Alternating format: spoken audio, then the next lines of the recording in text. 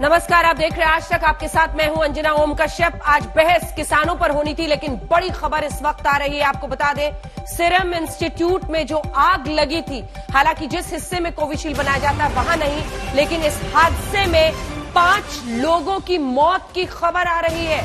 Serum institute आग हादसे में 5 लोगों के मारे जाने की खबर आ रही है। आपको बता दें, कुछ ही देर पहले जो जानकारी आ रही थी उसके मुताबिक ये बताया गया था कि जितने भी अंदर लोग थे उन सबको बाहर निकाल लिया गया है, लेकिन ऐसा लगता है कि कुछ लोग इस आग में फंस गए और उनकी जान चली गई है। 5 लोगों की मौत की खबर अभी तक आ चुकी है। हमने आपको यह भी बताया कि मुख्यमंत्री उद्धव ठाकरे ने कहा है कि जिस हिस्से में कोविशील्ड बनाया जाता है वहां पर यह आग नहीं लगी है, लेकिन आग की तस्वीरें, 11 से ज्यादा दमकल गाड़ियों का वहां पर पहुंचना साफ इशारा था कि आग बहुत बड़ी है। और उसी कड़ी में अब यह खबर आप इस वक्त देख रहे हैं, सीरम इंस्टीट्यूट की बिल्डिंग में भीषण आग में 5 लोगों के मारे जाने की खबर है।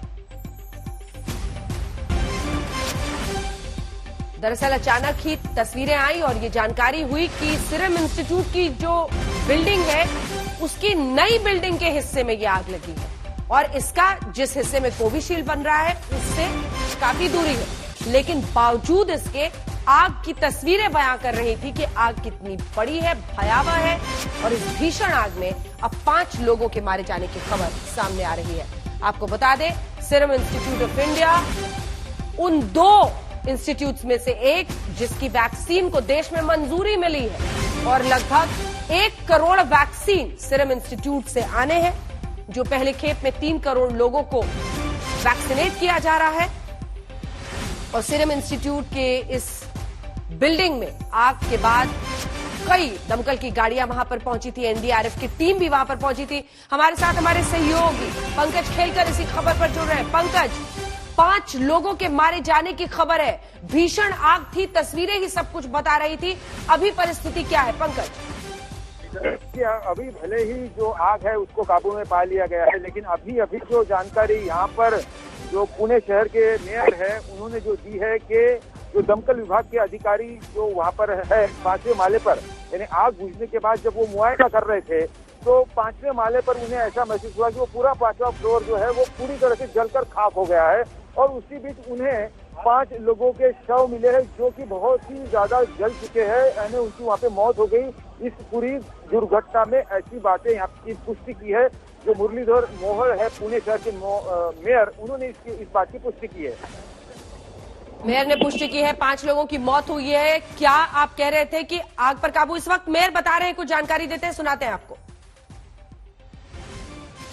बॉडी हमारे फायर ब्रिगेड के जवानों को यहाँ पे मिली और इसकी वजह से ये पूरी दुर्घटना में 5 लोगों की आज जाने गई है, ये सामने आया है। कितने लोग पहले फंसे थे, कितने लोगों को बाहर निकाला और ये जो 5 लोग हैं ये कौन है, ऐसा कुछ पता चला क्या? शुरू में 4 लोग फंसने की आशंका थी, उनको निकाला गया। ये जो लोग आज जिनकी मृत्यु हो गई है वो शायद अभी जो अनुमान लगाया गया है उसके हिसाब से वहाँ पे ये बिल्डिंग जो थी वो अंडर कंस्ट्रक्शन थी, तो शायद वो उस बिल्डिंग में काम करने वाले शायद वर्कर से, ऐसा अनुमान अभी लगाया जा रहा है। कॉज ऑफ फायर किस वजह से आग लगी, ऐसा कुछ जानकारी मिला है? कॉज ऑफ फायर का तो अभी फाइनल हमारे सामने ये नहीं आया, लेकिन ऐसा उसमें भी लगाया जा रहा है अनुमान कि वहाँ पे जो बिल्डिंग का काम चल रहा था, वहाँ पे जो वेल्डिंग का काम चल रहा था, इलेक्ट्रिक का काम चल रहा था, शायद उसी वजह से वहाँ पे आग लगी है। Thank you.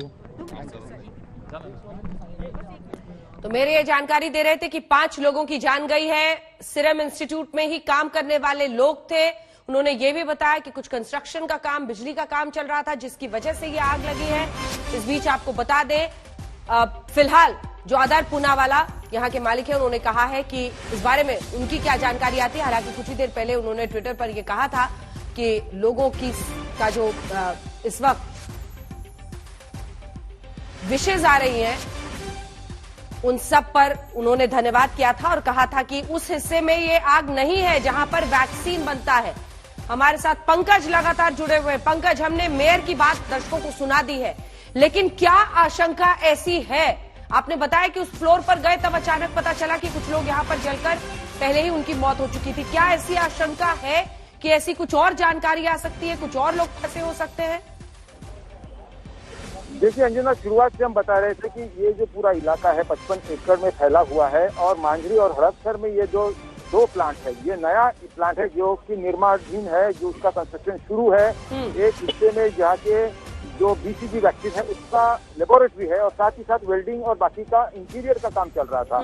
तो अंदर और भी लोग है या नहीं, अभी तो पूरा फ्लोर जो है तकरीबन 10,000 स्क्वायर फीट या उससे ज्यादा ऐसा बड़ा ये फ्लोर है। 5वें माले, 6वें माले और 4थे माले पर ये आग है। इसमें से जो 5वां माला है वो पूरी तरह से जलकर खाक हो गया है और वहां पर ये 5 शव उन्हें दिखाई दिए जो कि दमकल विभाग के अधिकारी है उन्हें। अब इसके बाद और भी कुछ सामने आता है क्या, क्योंकि आग और आग की लपटें और जो धुआं इतना बड़ा था उससे इतनी भीषण ये आग होगी इसका अंदाजा लगाया जा सकता है।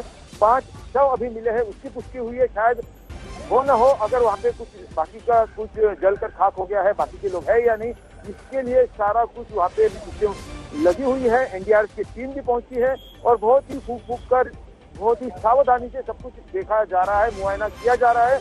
अब ऐसा न हो कि और भी कुछ सामने आए जिसके अंदर हमें और शव मिले, पर वो उसकी पुष्टि अभी तक नहीं हुई है क्योंकि 2-3 घंटे बीत चुके हैं।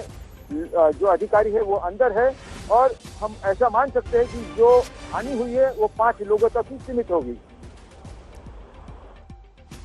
चलिए, ऐसा माना जा सकता है कि 5 लोगों तक ही सीमित होगी। इस बीच आपको बता दें, सीरम इंस्टीट्यूट के सीईओ अदार पूनावाला का बयान, उन्होंने संवेदना जाहिर करते हुए अपनी बात कही है। हादसे में मारे गए लोगों के प्रति संवेदना वो जाहिर कर रहे हैं, लेकिन इस बीच अंदाजा लगाइए, कंस्ट्रक्शन इस हिस्से में हो रहा था। सीरम इंस्टीट्यूट के कोविशील्ड जो वैक्सीन देश में लगभग 1 करोड़ लोगों को लग रहा है वो यहीं पर बनता है, लेकिन इस हिस्से में नहीं जहां पर आग लगी थी। वो हिस्सा सीरम इंस्टीट्यूट का बिल्कुल अलग है इससे और वो सुरक्षित है।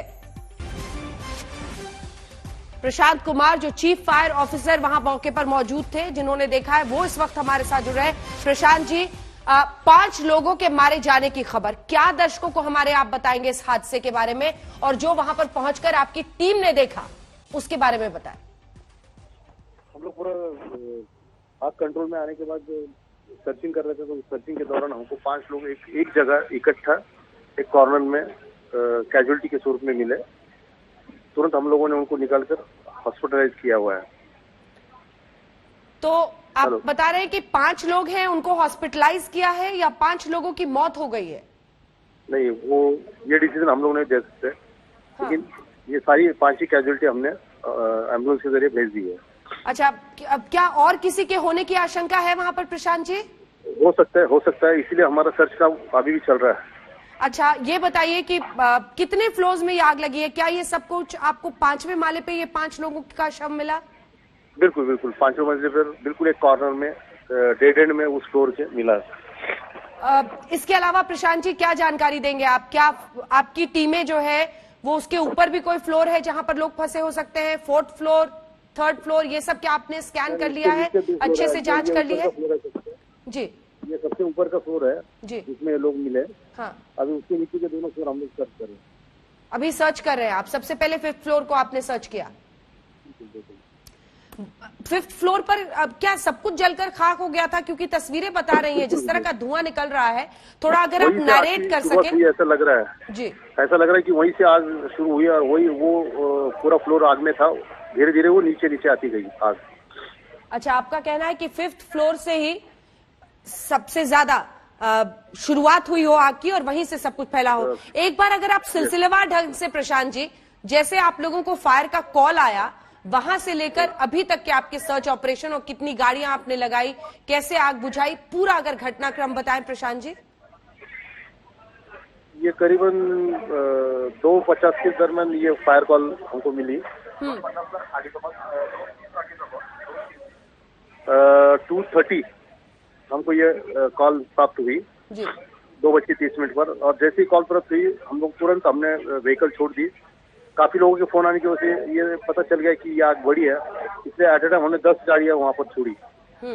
और जैसे ही पहली गाड़ी यहाँ पहुंची, उन्होंने बताया कि आग बड़ी है। यहाँ आने के बाद पता चला कि कुछ लोग फंसे हुए हैं और आग भी बड़ी है। हमने फायर फाइटिंग शुरू कर दिया। करीबन 9 लोगों को हमने निकाला सेफली, और 9 लोगों को निकालने के बाद हमने पूछताछ की तो उन्होंने बताया कि शायद हो सकते हैं और कुछ, इसलिए हमने एक तरफ फायर फाइटिंग का काम और दूसरी तरफ सर्चिंग भी चालू था। जब कंट्रोल में आ गई तो हमने सारे फ्लोर जब छानना शुरू किया तो देखा कि ये 5th फ्लोर से कुछ लोग दिखाई दिए। अब आग क्या पूरी तरह से बुझ गई है? हाँ, आग पूरी तरह से बुझ चुकी है। कितने लोगों को आपने बताया? 9 लोगों को आपने रेस्क्यू किया। उनमें क्या कुछ लोगों को बर्न्स भी हैं क्या? कुछ नहीं, कुछ नहीं, वो ठीक ठाक निकल गए। वो ठीक ठाक निकले। तो क्या अंदर से रास्ता था? कुछ बिल्डिंग अंडर कंस्ट्रक्शन थी? जरा वहां की तस्वीर बताएं, समझाएं हमारे दर्शकों को क्या चल रहा था अंदर में। उन्होंने क्या बताया आपको? अंडर कंस्ट्रक्शन नहीं, लेकिन उसका कुछ काम चल रहा था। मेयर का कहना था कि अंडर कंस्ट्रक्शन होने की वजह से बिजली के कुछ काम से आग लगने की आशंका है। आपको भी ऐसा ही लगता है? नहीं, अभी तक ये जानकारी नहीं मिल पाई। अच्छा, ये बताइए कि जिन लोगों को आपने रेस्क्यू किया तो क्या सीढ़ी वाला हिस्सा फ्री था? उधर से लोगों को निकाले, कैसे निकाला?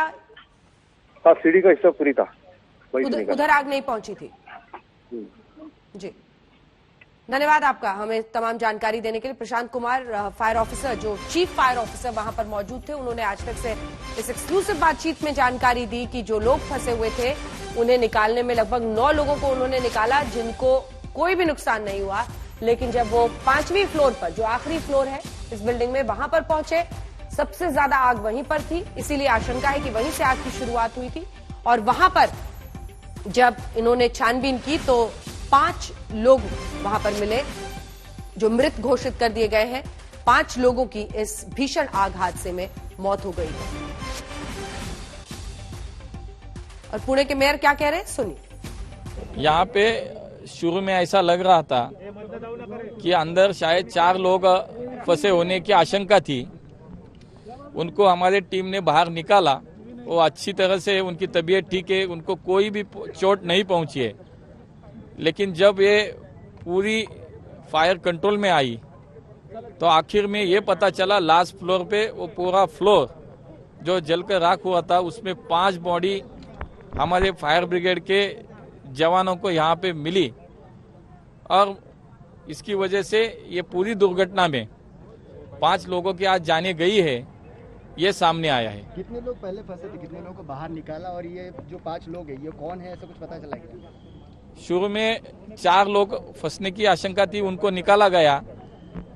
ये जो लोग आज जिनकी मृत्यु हो गई है वो शायद अभी जो अनुमान लगाया गया है उसके हिसाब से वहाँ पे ये बिल्डिंग जो थी वो अंडर कंस्ट्रक्शन थी, तो शायद वो उस बिल्डिंग में काम करने वाले शायद वर्कर से, ऐसा अनुमान अभी लगाया जा रहा है। कॉज ऑफ फायर किस वजह से आग लगी, ऐसा कुछ जानकारी मिला है? कॉज ऑफ फायर का तो अभी फाइनल हमारे सामने ये नहीं आया, लेकिन ऐसा उसमें भी लगाया जा रहा है अनुमान कि वहाँ पे जो बिल्डिंग का काम चल रहा था, वहाँ पे जो वेल्डिंग का काम चल रहा था, इलेक्ट्रिक का काम चल रहा था, शायद उसी वजह से वहाँ पे आग लगी है। बिजली का काम, वेल्डिंग का कुछ काम चल रहा था, शायद इसी वजह से आग लगी होगी। कई लोग तो रेस्क्यू कर लिए गए, निकाल लिए गए, लेकिन 5th फ्लोर पर 5 लोगों के मृत पाए जाने की खबर। साहिल जोशी हमारे सहयोगी इस वक्त हमारे साथ सीधा मुंबई से इसी खबर पर जुड़ रहे हैं। साहिल, 5 लोगों की मौत हो गई है, अब ये जानकारी आ रही है। आग की तस्वीरें देखकर ही समझ में आ गया था भीषण आग है। एक ही बात अच्छी है कि जिस हिस्से में वैक्सीन है वहां यह आग नहीं लगी थी। जी बिल्कुल, लेकिन उसके साथ साथ ये बात भी काफी गंभीर है कि 5 लोग वहां पर अपनी जान खो बैठे। और मुख्यमंत्री ने कहा है कि इस पूरे आग कांड की जांच होगी कि किस वजह से आग लगी। हालांकि जो प्राथमिक अहवाल जो आ रहा है उसके मुताबिक वहां पर जो काम चल रहा था उसके वजह से शॉर्ट सर्किट से आग लगने की बात कही जा रही है। लेकिन अभी तक इसकी पूरी जानकारी हम नहीं दे सकते, क्योंकि पहला काम तो बचाव का चल रहा था। 6 लोगों को इस आग से बचा लिया गया। दफ्तर छूटने का वक्त था, जिसके वजह से 5 बजे तक सारे लोग बाहर निकल रहे थे, तो इसके वजह से उसकी भी हड़बड़ी थी। लेकिन उसके बावजूद 6 लोगों को वहां से बचा लिया गया, लेकिन 5 शव वहां पर मिले हैं। अब उसकी भी जांच होगी कि आखिरकार क्या उसकी वजह है कि वो क्यों नहीं उस जगह से बाहर निकल पाए। लेकिन दोपहर को 2:30 बजे के करीब ये आग लगी थी और उसके बाद से ही फायर फाइटिंग का काम चल रहा था। काफी बड़ा कैंपस है सीरम इंस्टीट्यूट का, ये नया वाला कैंपस जो डेवलप हो रहा था उसकी बात हम यहां पर कर रहे हैं, जिसमें ये आग लगी थी। गेट मतलब कैंपस शुरू होते ही तुरंत ये बिल्डिंग दरअसल आती है और उसके 5वीं मंजिल पर ये आग लगी हुई थी और यहीं पर दरअसल ये 5 शव मिले हैं। 6 लोगों को वहीं से बचा लिया गया है। मुख्यमंत्री ने कहा है कि इसकी पूरी जांच की जाएगी। आरोग्य मंत्री है, उन्होंने भी कहा है कि कलेक्टर से उनकी बात हुई है और उन्होंने भी कहा है कि इसकी जांच की जाएगी। लेकिन दूसरी तरफ वहां की जो लोकल विधायक है, उनका कहना है कि सभी तरीके से जांच करनी चाहिए कि क्या कोई घातपात करने की कोशिश हो रही थी, क्या जानबूझकर यहां पर यह घटना हुई है। ये सारी चीजों की जांच करने की बात कही गई है। लेकिन प्रिलिमिनरी या प्राथमिक जो अंदाजा लगाया जा रहा है, जो फायर ऑफिसर से हमारी बात हुई है, उसके मुताबिक ये शॉर्ट सर्किट से आग लगी थी और जो धुआं फैला था ये कारण हो सकता है कि ये 5 डेथ यहां पर हुई है। ये भी प्राथमिक अंदाजा है कि जो वहां पर मजदूर काम कर रहे थे उनमें से ये लोग हो सकते हैं। लेकिन अभी फिलहाल जब तक पूरी पुष्टि इसके बारे में नहीं आती तब तक इस पर कोई ठोस बात नहीं कही जा सकती। लेकिन प्राथमिक अंदाजा शॉर्ट सर्किट का और धुएं के वजह से यह मौत होने का प्राथमिक अंदाजा लगाया जा रहा है। बिजली का कुछ काम वहां पर चल रहा था और माना जा रहा है कि उसकी वजह से ही ये भीषण आग, और उसकी तस्वीरें भी आपने देखी हैं। अब आग पर पूरी तरह से काबू पा लिया गया है, लेकिन सोचिए 5 लोगों की इस आग में मौत हो गई है। भीषण आग थी, समझ में आ रहा था। लगभग 10-11 गाड़ियां पहले फायर ब्रिगेड की वहां भेजी गई, बाद में और भी गाड़ियां भेजी गई थी। इस बीच आपको बता दें, सीरम इंस्टीट्यूट के सीईओ ने संवेदना जाहिर किया है मरने वालों के परिवार के लिए। मुख्यमंत्री उद्धव ठाकरे ने कहा है कि जांच होगी आग के कारणों की और पूरी तरह आग बुझाने के बाद जांच की शुरुआत होगी। धन्यवाद आपका साहिल इस तमाम जानकारी के लिए। अब आते हैं अपने मुद्दे पर बैठक और अब कल 11वें दौर की बातचीत की तैयारी। जी हां, आंदोलनकारी किसानों और सरकार में कृषि कानून और एमएसपी पर जाति गतिरोध के अंत वाली सुबह का हर कोई इंतजार कर रहा है।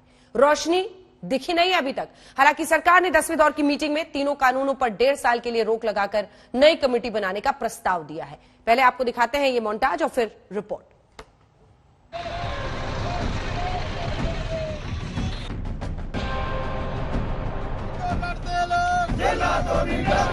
सरकार ने प्रस्ताव दिया, किसानों का रुख बदला, ऑफर पर मंथन हुआ। आइए आपको बताते हैं किसान आंदोलन पर सरकार ने आखिर क्या नया कहा है, जिसकी वजह से पूरे आंदोलन में नया मोड़ आया है और किसानों का रुख नरम हुआ है। इस पावन प्रकाश पर्व पर कोई हल निकल आए, ये सरकार की बहुत तीव्र इच्छा थी और इसलिए हम लोगों ने सरकार की ओर से यूनियन को ये प्रस्ताव दिया। सरकार 1-1.5 साल तक भी कानून के क्रियान्वयन को स्थगित करने के लिए सहमत है। किसान संगठनों के नेता ने इसे नए कदम के तौर पर देखा और कहा, उम्मीद जगी। सरकार का मन बन जाए तो 1 सेकंड का काम है, आशा रखनी चाहिए आदमी को। सरकार जब थोड़ा एक कदम आगे बढ़ा है पुराना हाल से, मालूम पड़ता है सरकार कुछ आगे बढ़ाने के लिए थोड़ा इंगित दिया है। कृषि कानून पर रोक के सरकारी प्रस्ताव पर किसानों का मंथन दौर शुरू हुआ। सिंघू बॉर्डर पर किसान संगठनों की बैठक चली और रणनीति ये है कि कल फिर सरकार के साथ आमने सामने होने से पहले सभी संगठनों की राय जान ली जाए। हालांकि 26 जनवरी को ट्रैक्टर रैली पर अभी भी असमंजस है। किसान दिल्ली में आउटर रिंग रोड पर ये ट्रैक्टर परेड करना चाहते हैं। किसान मांग से फिलहाल पीछे हटने को तैयार नहीं और दिल्ली पुलिस रिंग रोड पर ट्रैक्टर परेड की इजाजत देने से साफ इनकार कर रही है। दिल्ली पुलिस से कई दौर की बातचीत के बावजूद आज भी इस पर बात नहीं बनी। पुलिस अभी तक राजधानी के बाहर ट्रैक्टर रैली का ऑफर दे रही है। हमने कहा कि हम आउटर रिंग रोड पर ही करेंगे, अभी तक यही पोजीशन है, कोई हमारा रिजॉल्व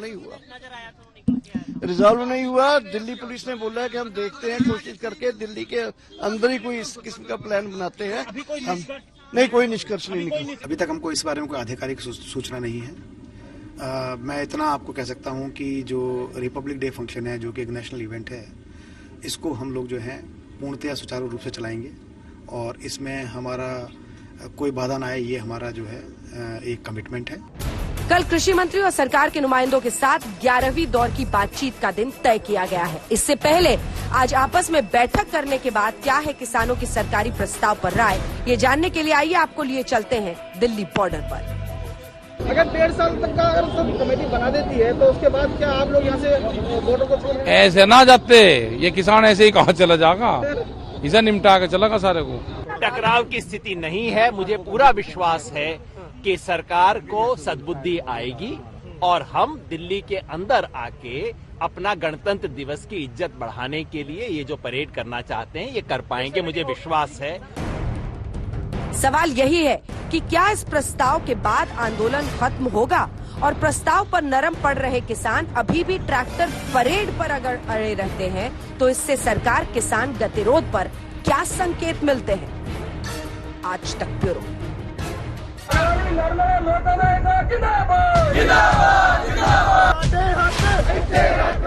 कल सरकार और किसानों में 11वें दौर की बात। 1.5 साल तक कानून पर रोक का मास्टर स्ट्रोक। सरकार 1-1.5 साल तक भी कानून के क्रियान्वयन को स्थगित करने के लिए सहमत है। सरकार ने दिया प्रस्ताव, क्या थमेगा टकराव? ये सरकार का प्रस्ताव है, किसान का प्रस्ताव नहीं है। आंदोलन नहीं ऐसे खत्म होता कि आंदोलन करा, उन्होंने कह दिया हमने मान लिया, आप घर जाओ। ट्रैक्टर परेड पर आमने सामने दिल्ली पुलिस और किसान। 26 जनवरी को दिल्ली में ट्रैक्टर परेड पर अड़े किसान। सरकार इस बात पे अड़ी है कि वो रिंग रोड पे हमें नहीं करने देंगे परेड, और हम इस बात पे अड़े हैं कि हम वहीं करेंगे। कब खत्म होगा गतिरोध, कब मानेंगे अन्नदाता? आइए चर्चा की शुरुआत करते हैं। कई खास मेहमान हमारे साथ चर्चा में शामिल हो रहे हैं। शाहनवाज हुसैन साहब, बहुत स्वागत आपका आज तक पर, और इसी के साथ बिहार विधान परिषद में भी मुझे पता चला है कुछ ही मिनटों पहले आप एमएलसी भी चुन लिए गए हैं। बहुत बहुत स्वागत और बधाई आपको। आज हल्ला बोल में ही इसका ऐलान भी हो गया। शाहनवाज हुसैन साहब, भारतीय जनता पार्टी के राष्ट्रीय प्रवक्ता, मोर्चा संभालेंगे। अनुराग भदौरिया हमारे साथ जी अनुराग भदौरिया समाजवादी पार्टी का पक्ष रखेंगे, हमारे साथ चर्चा में शामिल हो गए हैं। युद्धवीर सिंह जी किसान नेता हैं, सिंधु बॉर्डर से सीधा हमारे साथ जुड़ रहे हैं। मेजर सिंह कसेल साहब जो कि प्रेसिडेंट है किसान मजदूर संघर्ष कमेटी के, वो अमृतसर से हमारे साथ जुड़ रहे हैं। और doctor Veerpal Singh agricultural expert के तौर पर हमारे साथ जुड़ेंगे। युद्धवीर सिंह जी, सबसे पहले आपके साथ शुरुआत करते हुए, कहां पहुंचा मामला? कल तो लग रहा था नरम पड़ रहे हैं, 1.5 साल तक सरकार कह रही है कानून को रोक देंगे, कमेटी बनाएंगे, मानेंगे कि नहीं आप लोग? कहां पर अभी भी लग रहा है कि टकराव है? स्टैंड क्या है अभी शाम में आपका? देखिए, मैं आपको बता दूं, जब शुरुआत बैठकों की दौर का शुरुआत में सरकार ने ये प्रस्ताव दिया था कि हम कुछ समय के लिए इनका क्रियान्वयन रोक देते हैं और एक समिति बना देते हैं। ये नया प्रस्ताव नहीं है। ये जब हम आए थे उस टाइम पे ये प्रस्ताव दिया गया था।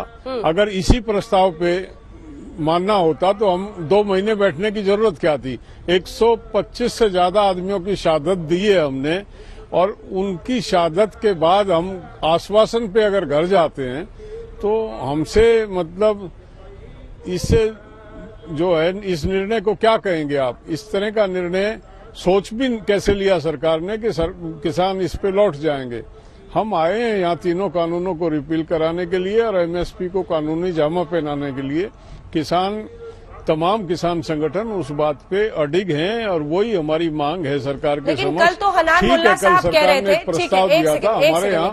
एक सेकंड युद्धवीर जी, कल हनान मुल्ला साहब जब निकले और कई सारे जो किसान नेता जो संगठन के बैठे हुए थे कृषि मंत्री के साथ, उन्होंने कहा कि सरकार ने एक कदम उठाया है और इसके बाद हमारी उम्मीद जगी है।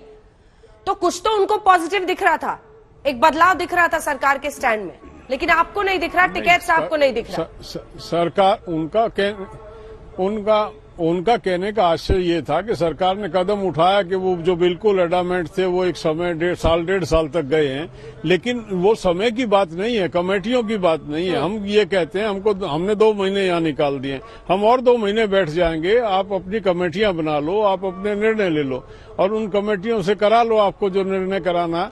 हम निर्णय के बाद यहाँ से जाएंगे, आश्वासन पे कमेटी बनेगी। हमने पूर्व में हमारे जो एक्सपीरियंसेस हैं, जो तजर्बे हमारे पहले आंदोलनों के रहे हैं, उनमें सरकार ने हमेशा कमेटियां बनाई हैं और आज तक या तो कमेटी कॉन्स्टिट्यूट नहीं हुई या कमेटियों की रिपोर्ट धूल फाँकती है। कोई आंदोलन खत्म होने के बाद कोई पूछता नहीं है, रात गई बात गई वाली बात हो जाती है। शाहनवाज जी, विश्वास सिकुड़ रहा है और इसका अर्थ आप समझ रहे होंगे, जवाब दीजिए। नहीं, देखिए, हम तो ये मान रहे हैं कि विश्वास बढ़ रहा है और किसान भाइयों के लिए हमारे प्रधानमंत्री के मन में, सरकार के मन में बहुत दर्द है। हमने शुरू से कहा कि ये आपकी सरकार है, आपके लिए दरवाजे खुले हैं, जब चाहें बातचीत करें।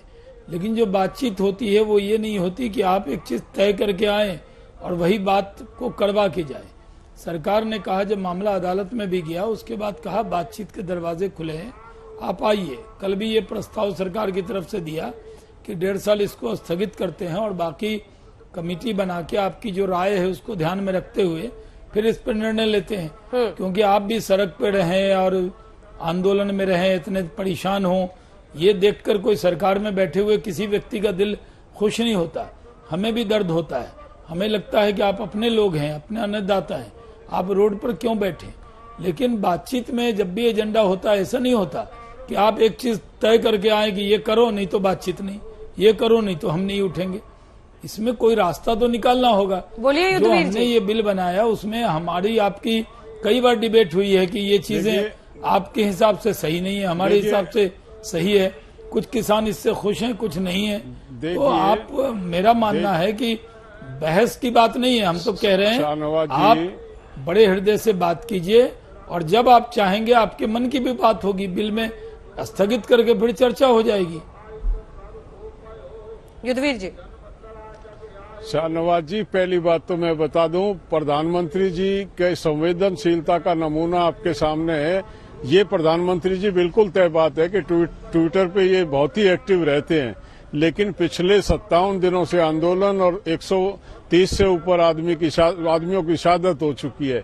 एक ट्वीट इन्होंने नहीं किया संवेदना का, एक ट्वीट इन्होंने नहीं किया कि किसान आए हैं तो निश्चित तौर पे किसी समस्या को लेके आए होंगे और मैं खुले हृदय से सुनूंगा। कहीं प्रधानमंत्री ने कोई बयान नहीं दिया। ये जरूर प्रधानमंत्री ने अनेक दफे कहा है कि किसान जो है गुमराह हैं, मतलब वो हमको गुमराह तो साबित करने पे लगे रहे हैं देश के सामने, लेकिन कभी भी कोई संवेदना का शब्द, कभी भी हमारे विषय को लेकर कोई गंभीरता का शब्द उन्होंने व्यक्त नहीं किया। और कानून जिस तरह से आए आप अच्छी तरह से जानते हैं, ये वही 2 कानून नए आए हैं जिन कानूनों का सुषमा स्वराज जी और अरुण जेटली जी ने राज्यसभा और लोकसभा में जम के विरोध किया था। उन्हीं कानूनों को आप लेके आए जो कोविड जैसे पीरियड में, जब पूरा देश कोविड के सदमे में था और घरों से नहीं निकल रहा था, तो आपने ऑर्डिनेंस जैसे चोर दरवाजे से इन कानूनों को रख के पटल पे रख के, शाहनवाज जी इसका एक जवाब दीजिए, जल्दबाजी फिर मैं अन्य मेहमानों के पास जाऊंगी। पहले ही सत्र में शाहनवाज जी इसका एक जवाब, फिर अन्य मेहमानों के पास जाऊंगी। मैं युद्धवीर जी कहता हूं कि आप भी किसान संगठन के बिहाफ पे आते हैं और आपकी बात को, किसानों की बात मानी जाती है। हम लोग भी जो टेलीविजन पे आते हैं, प्रधानमंत्री नरेंद्र मोदी जी के पार्टी के प्रतिनिधि के तौर पर आते हैं। जो आप ये कह रहे हैं कि उनको ट्वीट करना चाहिए, ये हम लोग कभी भी संवेदना दिखाने में कोई कमी नहीं की है, हमने आपके सामने कहा है। लेकिन अगर ये जो हमारे विरोधी दल के लोग जिस तरह की बातें कह रहे हैं, इस पे ट्वीट नहीं किया, इस पे ये नहीं किया, हम तो ये कह रहे हैं कि आखिर इस मसले का हल निकालना ये जिम्मेदारी सरकार की है। लेकिन जिन लोगों की आप शहादत कह रहे हैं, क्या आपकी जिम्मेदारी नहीं है कि शहादत न हो, इसका कोई रास्ता निकले, कोई हल निकले? या आपने तय कर लिया कि नहीं, एक चीज हमने तय कर लिया, इससे न दाएं जाएंगे न बाएं जाएंगे। सरकार ने कहा न एमएसपी खत्म होगी न मंडी खत्म होगी। सरकार ने संवेदना हरदम दिखाई है। प्रधानमंत्री के प्रतिनिधि के तौर पर नरेंद्र सिंह तोमर जी और जो अन्य हमारे मंत्री हैं, वो आपसे बहुत बड़े दिल से खलूस के साथ बात करते रहे हैं। हम संवेदना रखते हैं, हमारा सिर्फ ये कहना है कि आप विचार कीजिए ना, स्थगित कर अगर कोई चीज लगता है कि नहीं चर्चा नहीं हुई तो चर्चा हो जाएगी। शाहनवाज जी, आप बड़े गंभीर सांसद के तौर पे और मंत्री के तौर पे गिने जाते रहे हैं। आपको अच्छी तरह पता है कि एमएसपी जारी रहेगी, मांग नहीं है। मांग ये है कि एमएसपी पे खरीद होगी। आप उस बात को घुमाते हैं हर बैठक। अच्छा, आप जैसे मतलब व्यक्ति के मुंह से ये अच्छा नहीं लगता कि वो देश के सामने, आज मीडिया को दुनिया देखती है चैनल को, और आप वो बात कह रहे हैं जो रिलेवेंट नहीं है। मांग ये नहीं है कि एमएसपी जारी रहेगी या नहीं रहेगी, मांग ये है कि एमएसपी पे खरीद की गारंटी दे सरकार।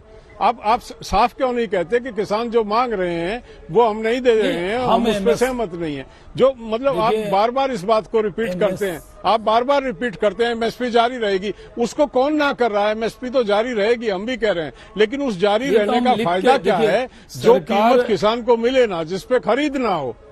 जी देखिए, सरकार ने एक नहीं अनेक बार कहा है, लिखकर देने को तैयार है। सरकार का व्यक्ति जो बैठा है, अगर वो लिखकर आपको दे रहा है, जो बातचीत हुई है, अगर आप चाहते नहीं इसका कानून भी बनाओ, पहले तो आप कहते हैं कि साहब ये रिपील कर दो, इन बिलों को, इस बिल को खत्म कर दो। दूसरा आप कहते हैं एमएसपी के बारे में, तो जो भ्रम बनाया गया है उस भ्रम को हम दूर करना चाहते हैं। शाहनवाज जी, बातचीत एक सेकंड, ये बात जरा क्लियर हो जाए, कहाँ पर लिख कर देंगे? मंत्री ने लिखा, कौन से कागज में देंगे? चिट्ठी लिख के देंगे कि आपको कृषि मंत्री एमएसपी मिलेगी? सरकार का मतलब तो लीगल गारंटी होता है ना? मिल रही है, मिलेगी नहीं लीगल। अब हर चीज का कानून थोड़ी बनता है अंजना जी। नहीं वही वही आप घुमा रहे हैं। मैं सरकार में मंत्री रहा हूँ, मैं आपसे कह रहा हूँ सरकार के वचन पर यकीन क्यों नहीं है? अपने सरकार के वचन पे यकीन कीजिए ना। अपनी सरकार है ना, मेरी सरकार थोड़ी है, आपकी भी सरकार है। शाहनवाज जी, आप हमारी सरकार होती तो 57 दिन सड़कों पे थोड़ी बैठते, जहाँ पे बैठा रखा 1 डिग्री के टेम्परेचर में ओलावृष्टि हुई है, लगातार 5 दिन बारिश हुई, हमारे बुजुर्ग और महिलाएं बच्चे रात रात भर खड़े रहे टेंटों में। मतलब आपको कोई संवेदना जागी नहीं, किसी ने पूछा नहीं, किसी ने हालचाल नहीं लिया। हमको जो है कभी गुमराह बताया जाता, कभी खालिस्तानी बताया जाता, कभी नक्सली बताया जाता, कभी क्षेत्र विशेष के लोग बताया जाता। गंभीरता से लें आंदोलन को, शाहनवाज जी, गंभीरता से लें, देखिए गंभीरता से लें। आपको हम खालिस्तानी हमने नहीं कहा, कभी हमने आतंकी नहीं कहा। हमने ये जरूर कहा कि जिस तरह कुछ लोगों की तस्वीर कुछ भड़काऊ टाइप के लोग आपके अंदर घुस गए थे, हमने अलर्ट किया, उससे बचिए। आप ही देख लें, आपके लोग कभी नहीं कहा हम लोगों ने। बीजेपी के लोगों ने तमाम बातें कही हैं जो मैं कह रहा हूं, और साक्ष्य के साथ में आपको दे दूंगा, आपको चाहिए तो, किसने क्या क्या ट्वीट किया, कैसे बोला, क्या बयान दिया, आजकल ऑन रिकॉर्ड है मीडिया, सोशल मीडिया। आपका हम सम्मान करते हैं। अनुराग भदौरिया जी, बीजेपी कहती है आप ही लोगों ने किसानों को भ्रमित किया है। विचार किया, आप भी विचार कीजिए। सरकार के मन में इतना दर्द है अंजना जी, आप अंदाजा नहीं लगा सकते। दर्द के मारे सरकार 2 शब्द कहीं लिख नहीं पाई, ना बोल पाई। जैसा किसान नेता कह रहे हैं 100 से ज्यादा लोगों की मौतें हो गई। उसके बदले में इनको क्या दिया पता है आपको? उसके बदले में इनका अपमान किया है किसानों का। ये खालिस्तानी है, ये पाकिस्तानी है, ये चोर डकैत हैं, इनके ऊपर एनआईए लगाओ। कमाल है भाई, ठंड में ठिठुर रहा है किसान अन्नदाता जिसकी मौतें हो रही है, उसके बारे में, मौत के बारे में भदौरिया साहब, उसके बदले में एनआईए बता रहे हैं। भदौरिया साहब, कोर्ट में भी एक सेकंड एक सवाल है अनुराग जी, एक सवाल है। कोर्ट में भी ये जानकारी दी गई कि सिक्स फॉर जस्टिस जैसे जो संगठन है जो खालिस्तान के लिए बात करते हैं, वो यहाँ पर अपना एंट्री करने की कोशिश कर रहे हैं और वो ये सब करें। ये सब जानकारी तो कोर्ट में भी दी गई है, तो इससे थोड़ी ना सरकार ने तमाम किसानों को, एक सेकंड, सभी किसानों को थोड़ी ना खालिस्तानी कह दिया। फिर नरेंद्र तोमर किससे बात कर रहे हैं?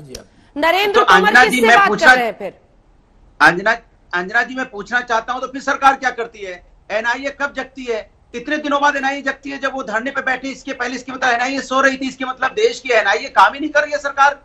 इसके मतलब आप जो यहाँ बदमाश लोग हैं, जो जिसके वजह से देश की सुरक्षा खतरे में घूमते रहे, जब धरने में आए तब आपको याद है। अभी मैं जो समाजवादी पार्टी की राय रखी है, जो बीजेपी के नेता ने नहीं कहा वो बात। लेकिन शाहनवाज जी, आप लोग हौले हौले बस बोलने का क्या अर्थ है? जो बात हमने नहीं कही वो बात ये कह रहे हैं। सुनिए सुनिए, बड़ी तस्वीर को समझिए। हौले हौले बोलने का क्या अर्थ है? सर, एनआईए आपके पास है, आप नोटिस भेज रहे हैं। एक सेकंड, आप गाना गाने वालों को नोटिस भेज रहे हैं, सिंगर्स जो इनका समर्थन कर रहे हैं उनको आप नोटिस भेज रहे हैं, तो फिर पकड़िए ना। अगर वाकई टेररिस्ट का या फिर जो देश विरोधी तत्व है उनका पेनिट्रेशन हो गया तो उनको पकड़िए, पकड़ते आते हैं। सही सवाल किया, सिर्फ बोलते रहते हैं, ट्विटर पर लिखते हैं। जो किसान भाई हैं उनके लिए ठीक है, दर्द है। एक बार भदौरिया साहब बात पूरी कर ले। भदौरिया साहब, लेकिन सरकार तो बात कर रही है ना, नरेंद्र तोमर तो किसान संगठनों से ही बात कर रहे हैं ना। देखिए, मैं कह रहा हूं इसके मतलब इनके मंत्री जो कैबिनेट मंत्री हैं उनको हटा देना चाहिए। जो 10-10 की दौर की मीटिंग अगर सफल नहीं कर पा रहे हैं, वो किसानों को समझाने में विफल है, तो ऐसे तो मंत्री भी नहीं रहना चाहिए ना। एनआईए भी इस तरह की इतनी फेलियर एनआईए, इतने फेलियर मंत्री हैं, तो क्यों मंत्री इस देश के अंदर में? भाई जो हम किसानों, जो देश के किसान, हिंदुस्तान के किसान है, उनको नहीं समझा पा रहे, उनकी समस्या का समाधान नहीं कर पा रहे। बताइए, किसान धरने पे बैठेगा तो आप उसको आतंकवादी विरोधी बता देंगे। अगर बेरोजगार युवा अपनी नौकरी मांगेगा और अपने अधिकार को मांगेगा, अंजना जी ये पूरी तरह गुमराह कर रहे हैं, गैंग बता देंगे। अगर महिला सुरक्षा के ऊपर आवाज उठाई जाएगी तो आप उसमें विदेशी फंडिंग बता देंगे। अगर कोई नेता अगर सरकार के खिलाफ आवाज उठाता है तो ईडी सीबीआई चली जाएगी और सरकार में शामिल हो जाएगा मुकर्रर है जैसे लोग पूरी तरह से आखिर आप देश के पूरा देश देख रहा है। जो भी अंजना ओम कश्यप जी, आपका ये प्रोग्राम हल्ला बोल पूरे देश में लोग इंतजार करते हैं, इस प्रोग्राम को देखते हैं और वो देश देख रहा है कि भदौरिया जी पूरी तरह गुमराह कर रहे हैं लोगों को। जो बातें हमने नहीं कही वो भी कह रहे हैं। विपक्ष को देशद्रोही बताते जरा इनको शांत कीजिए तो मैं जवाब दे। ठीक है भदौरिया साहब, शाहनवाज जी आप जवाब दीजिएगा। एक बार मेजर सिंह के पास मुझे चलने दीजिए। एक सेकंड सर, मैं आ रही हूँ, एक सेकंड। मेजर सिंह साहब, अब जबकि सरकार ने ये प्रपोजल दिया है, एक बार इन दोनों की बात हो जाए, फिर शाहनवाज जी जवाब दीजिएगा। मेजर सिंह साहब, सरकार के प्रपोजल पर आपकी क्या राय है, बताएं। प्रपोजल तो देखो, ये प्रपोजल तो जब के हम आए हैं तब के दे रहे हैं, ये प्रपोजल कोई बात नहीं है। प्रपोजल, मैं तो एक बात कहता हूं कि ये प्रधानमंत्री जी हैं जो उनके पेट में कुछ और है, जुबान में कुछ और कहते हैं, उसका मतलब कोई और निकलता है। ये तीनों बात एक बात करे, जो पेट में है वो जुबान में निकले, जो जुबान से निकले उसका मतलब वो ही निकले। ये जो एमएसपी कहते हैं जारी रहेगी, बताओ जारी तो हम भी कहते रहेगी, लेकिन किसके लिए रहेगी? ये अडानी और अंबानी के लिए रहेगी। किसान से 700-800 रुपए जी को पूछे, बिहार से आते हैं, बिहार अभी भी धान पड़ा है, अभी भी लोगों के घर ट्रालियों पे ट्रालियों धान पड़ा है, अभी भी 700 रुपए को बिक रहा है। हमारी गेहूं खरीदेंगे 1000 को, 700 को, 500 को। अडानी को जो खास रक्षा के लिए अडानी और अंबानी से उनको एमएसपी देंगे और उनसे ये खरीदेंगे।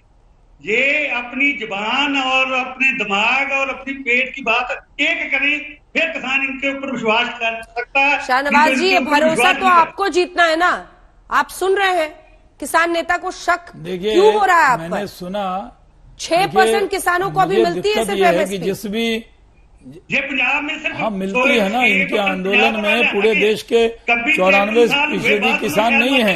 इनके आंदोलन के अंदर ये जो बिल है इसके पक्ष में भी बड़ी तादाद में किसान है। लोकतंत्र में क्या वही राय है? जो आंदोलन करे उसी की राय है, और जो आंदोलन न करे उसकी राय का कोई महत्व नहीं है।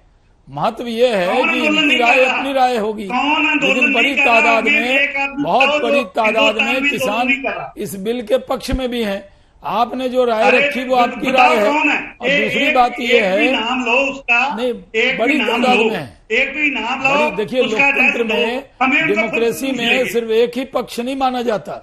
डेमोक्रेसी का वो सारा पक्ष है। हम तो आपसे कह रहे हैं, आपने एक लाइन ले लिया, आप मेजर सिंह साहब आपने एक चीज का अंबानी अडानी, जब आप डिबेट में आते हैं उन्हीं का नाम लेते हैं। अरे साहब, एक बात को बार बार क्यों बोलते हैं? हम तो कह रहे हैं किसानों से उनका हक नहीं छीना जाएगा। आपने कहा नहीं देंगे, नहीं, एकदम नहीं। आप मेजर सिंह साहब, आपका मेजर सिंह कसेल साहब, आपका न छीन के देने वाले हैं, न आपका हक मारने वाले हैं। किसानों की हित की उपेक्षा हमारी सरकार के रहते कोई नहीं कर सकता। किसानों के लिए जो दर्द इस सरकार को, ये आपकी सरकार है, ये आपकी अपनी सरकार है। ठीक है, आपने तय कर लिया कि नहीं हम सिर्फ आंदोलन ही करेंगे तो अलग बात है। अगर आप ये माने कि सरकार से बातचीत कर रहे हैं, फिर आप बातचीत कर रहे हैं तो कोई हल निकालिए ना। सिर्फ देखिए, कोई भी सिर्फ चाहे सरकार की कोई रोटी नहीं छीनने वाली। किसान भाइयों का हक उनको पूरा मिल रहा है, मिलेगा।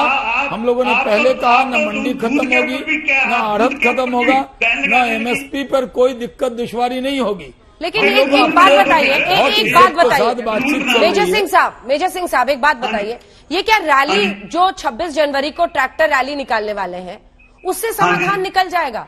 उसका मकसद क्या है? अरे उससे देखो हम देश के बशिंदे हैं, हम और ट्रैक्टर रैली पूरी परेड फौजियों की तरह परेड करेंगे और झलकियां दिखाएंगे किसानों की कि किसानों के बच्चे कौन से स्कूल में जोगी साहब कहते हैं कि हमने इतने बच्चे पढ़ा दिए।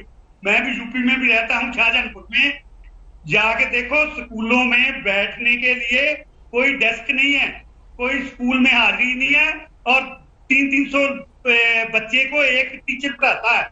उनने भी आगे अपने टीचर रखे हुए हैं, उनने आगे तनख्वाहदार 100 रुपए दिहाड़ी के ऊपर रखे यहाँ वहां बच्चों को पढ़ा रहे हैं। वहां जाके फील्ड में देखें, फिर बात करें, फिर बात होगी। ये व्यापारी समाज है, व्यापारी लोग किसानों के नहीं, आज पूरे देश में आप कहीं चले जाएं, पढ़ाई में कोई दिक्कत नहीं है। वीरपाल जी का एक रिएक्शन वीरपाल जी को दिखाइए एक बार। वीरपाल जी, ये कहीं किसानों के लिए जितना हमारी सरकार ने किया उतना आज तक किसने किया है? ठीक है, हम आपके हमदर्द हैं, लोगों ने आपको कह दिया कि हम आपके दुश्मन हैं, ऐसा नहीं है, हम आपकी चिंता करने वाले लोग हैं। ये सरकार आपकी चिंता कर रही है। अगर बिल के बारे में सरकार ने कहा कि 1.5 साल स्थगित कर लें, फिर चर्चा कर लें, आप चर्चा के लिए भी तैयार नहीं है तो कैसे काम चले? आपको हल निकालना होगा ना। वीरपाल जी को दिखाइए। वीरपाल जी, क्या सरकार के सुझाए रास्ते पर चलना इस वक्त किसानों के लिए अच्छा सौदा होगा? सीधा सवाल। हाँ बिल्कुल, मैं मानता हूं अच्छा सौदा होगा। देखो जैसे आपको मालूम है कि सरकार ने किसानों की एमएसपी मान ली, एपीएमसी मान ली और कॉन्ट्रैक्ट फार्मिंग में भी अमेंडमेंट मान लिया। हाँ। और जितने भी 3 बिल हैं इनमें भी संशोधन की बात मान ली। यानी कि किसान भाइयों ने बताया है कि 85% अमेंडमेंट कर दिया इन बिलों में भी। और अब जैसे कि आप बता रहे हैं, किसान भाई भी बता रहे हैं कि सरकार ने कह दिया 1 से 1.5 साल तक ये बिल बिल्कुल सस्पेंडेड रहेंगे, कोई लागू नहीं होगा। इसलिए मेरा तो कहना ये है एज ए एग्रीकल्चर एक्सपर्ट कि किसान भाइयों को इस समय बिल्कुल सोचना चाहिए, मानना चाहिए। बहुत दिन हो गए बॉर्डर पर बैठे हुए इतनी ठंड में, तो किसान खुशहाल, देश खुशहाल, जय जवान जय किसान। इसलिए मैं कहता हूँ किसान भाइयों को इतना हठधर्मिता नहीं दिखानी चाहिए। बिल्कुल किसानों को मानने का अब मौका आ गया है। इससे अधिक नहीं सोचना चाहिए। मैं युद्धवीर सिंह से भी कहना चाहूंगा, युद्धवीर सिंह जी आप सब जानते हैं, बहुत अच्छा है, बहुत बढ़िया हो चुका है, आप सब जानते हैं, लेकिन हम भी गहराई से जानते हैं, आप खूब पता है। लेकिन मैं अंजना जी मैं आपसे कहना चाहूंगा किसान भाइयों को इस समय बहुत अच्छा मौका है और किसान भाइयों की जीत हो रही है। मैं यहाँ तक कहूंगा, देखो किसान भाई जो कह रहे हैं वही बात माननी जा रही है। इसलिए सरकार बिल्कुल इनकी किसानों के साथ अपना फैसला करने के लिए तैयार है, फैसला क्या इनकी सारी बात मानने के लिए तैयार है। अब किसान भाइयों को मेरे हिसाब से तो मैं बहुत अच्छा मौका है, किसान भाइयों की जीत है, ये किसान भाइयों की जीत है। किसान भाइयों बोलने दीजिए, युद्धवीर जी जवाब दे रहे हैं। युद्धवीर जी जवाब दीजिए। देखिए अब आप मेरी सुन लें। वार्ता में हम जा रहे हैं, जानकारी हमको है या शिषपाल जी आपको है? क्या स्थिति है वो हम जानते हैं, क्या पोजीशन है। देखिए अंजना जी मैं एक बात बताता हूँ, रवैया सुने आप, हमारे 3 वार्ता में जा रहे हैं, सुनो युद्धवीर सिंह जी, देखिए हमें तो बताइए, हमको भी तो बताइए। अरे वीरपाल जी ये ठीक नहीं है, ये ठीक नहीं है, लड़ाई नहीं, आपने कुछ कहा है, जवाब सुनिए। वीरपाल जी जवाब सुनिए। मैं आपके बीच में बोला नहीं, मेरी बात सुनो, चिल्लाओ मत। तीन व्यक्ति हमारे हिमाचल गए, 3 व्यक्ति हिमाचल गए इस आंदोलन के लिए। सरकार ने तीनों को पकड़ के बंद कर दिया। बीजेपी की सरकार है हिमाचल में। उनका कसूर इतना था कि वो आंदोलन की तैयारी में किसानों को बताने के लिए और एक हमारा जो संगठनात्मक काम करने के लिए गए थे। हमारे उड़ीसा से जो है बसें में बैठ के हमारे लोग यहाँ हिस्सा लेने आ रहे थे। 4 दिन से यूपी पुलिस उनको यूपी में घुमा रही है, टॉर्चर कर रही है, उनको दिल्ली तक पहुंचने नहीं दे रही है। हमारे लोगों को 150 से ज्यादा लोगों को एनआईए के नोटिस दिए गए हैं जो लंगर सेवा कर रहे थे या जिनकी जो ट्रांसपोर्टर थे या जो गायक थे या जिन्होंने शहीदों को कुछ आर्थिक मदद देने का प्रयास किया। ये वातावरण बना रहे हैं आप बातचीत का, और बातचीत का इस तरह के वातावरणों में बातचीत होती है। आप टॉर्चर कर रहे हैं, आप हम सड़कों पे बैठे हैं, हम सड़कों पे खाना बदोश नहीं है, हमारे घर हैं, हमारा सबका जो तकलीफ बता रहे हैं युद्धवीर जी वो जायज है, लेकिन अब मैं आपसे 2 सवाल पूछती हूँ, उसका सीधा जवाब दीजिएगा। सवाल नंबर 1 वो ये है कि अब आपके लिए कृषि कानून एक इम्पोर्टेंट इशू है या फिर वो इशू भी है कि एनआईए को नोटिस क्यों गए? आखिर हमारे लोगों को जो टॉर्चर किया जा रहा है उसका क्या जवाब है? और दूसरा, एक सेकंड सर, दूसरा, देखिए ट्रैक्टर रैली आप निकालने पर अड़े हुए हैं, आप सरकार को एम्बैरस करना चाहते हैं, लेकिन 26 जनवरी किसी सरकार का नहीं होता, 26 जनवरी देश का होता है। कहीं सरकार को एम्बैरस करते करते आप देश को तो एम्बैरस नहीं कर देंगे? अच्छा, दोनों सवाल का जवाब युद्धवीर जी। ये बहुत अच्छी बात की, ये बहुत अच्छी बात कही। पहले तो मैं 26 जनवरी का ही जवाब देता हूं।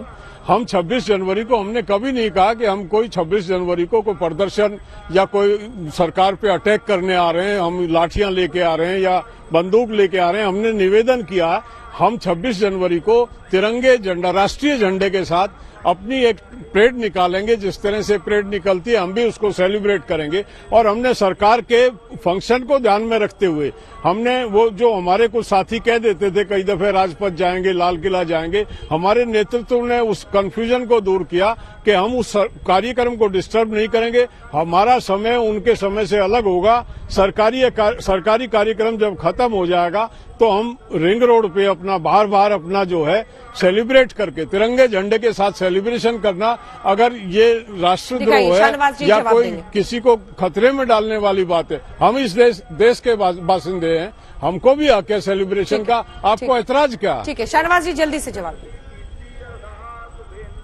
युद्धवीर जी, जो लोग भी सुन रहे होंगे उनको ये लग रहा होगा कि आप इतने अच्छे से और इतनी मासूमियत से आपने ये बात कही है कि हमें अपने 26 जनवरी को सेलिब्रेट करें। एकदम सही कहा आपने, लेकिन आप ये बताइए क्या हर साल आप इस तरह परेड में आते हैं, ट्रैक्टर की रैली निकालते हैं? हम तो आपसे यही कह रहे हैं कि जिस दिन 26 जनवरी है, गणतंत्र दिवस है, ये ईद, होली, दिवाली की जगह ये राष्ट्रीय पर्व तो ये है 15 अगस्त तो 26 जनवरी।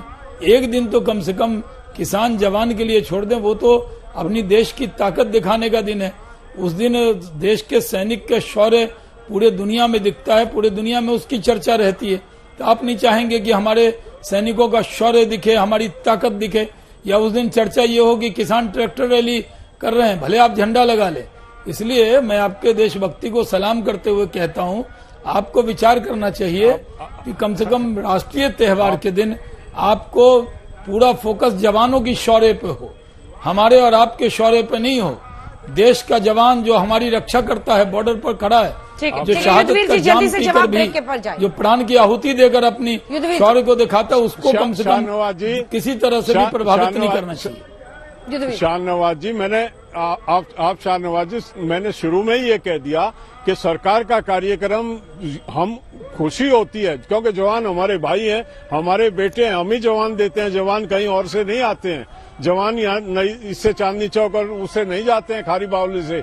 इन गांवों के बेटे जाते हैं, वही फौज में हम ही देते हैं जवान भी। और हमको गर्व है अपने बच्चों को जब राजपथ पर निकलते हैं, उनके कार्यक्रम के उनके नजदीक से भी हम नहीं निकलेंगे। और मैंने कह दिया वो समय जब वो कंप्लीट हो जाएगा, सरकारी सेलिब्रेशन पूरा हो जाएगा, उसके बाद हम अपने ट्रैक्टर परेड और अपना सेलिब्रेशन शुरू करेंगे। उस दिन जवानों की चर्चा रहने दीजिए ना, आपने जो उनके शौर्य की चर्चा रहने दीजिए, ये तो भारत की ताकत की चर्चा रहने दीजिए, बस यही गुजारिश। देखिए, तो अभी तक मामला सुलझा नहीं है और वही इस बहस में भी अटक गया। हल्ला बोल में आप देख रहे थे चर्चा, इधर ट्रैक्टर रैली निकालने पर किसान अड़े हैं, दूसरी तरफ सरकार की पेशकश पर भी लगता है मुश्किल ही है मानना।